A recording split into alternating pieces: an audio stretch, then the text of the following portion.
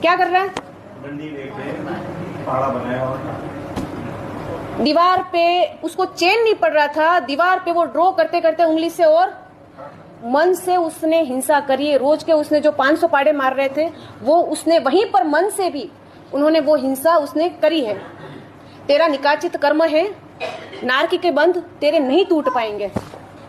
पापानुबंधी पाप कैसा है कि कुएं में उतारने के बाद भी वो मन से भी वो पाप को छुड़वाने के लिए तैयार नहीं है, कि मन से भी उसने वो हत्या 500 पाड़े की जो हत्या थी वो हत्या उसने करी, कि पाप का उदय, किसका बेकार का धंधा उसको करना पड़ा और वो भी पाप करके उसने अनुबंध कर दिया वो पाप का। बस क्योंकि अब उसकी परंपरा जो है वो भयंकर दुखों की परंपरा उसकी चालू ही है।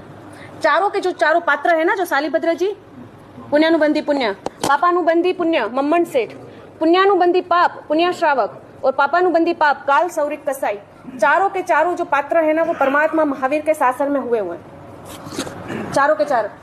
अब दिमाग में बात बैठ गई, बंध और अनुबंध।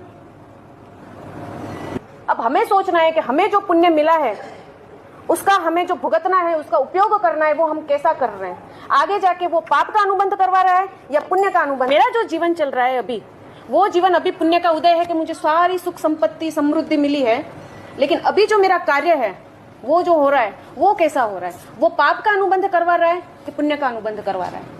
बस अगर ये सोचने में थोड़ा पुरुषार्थ भी करोगे ना तो भी परमात्मा कहते तो भी कर्मक्षय होंगे, कि उस तरफ आपने सोचा तो सही। थोड़ा आप लोग भी ऑफिस में बैठे हो, कोई ग्राहक नहीं आया हो और शांति से बैठे हो, पूरा समय है आपके पास, तो आप सोचना कि जो पुण्य का अनुबंध करवा रहा है या पाप का। अभी जैसे कि ग्राहक गया मेरे पास से, उसके साथ जो भी मेरा वार्तालाप हुआ था वो भले ही माल लेके गया या नहीं लेके गया, लेकिन उसके साथ जो भी मेरी बातचीत हुई उस बातचीत से मैंने पुण्य का अनुबंध करा कि पाप का अनुबंध करा है।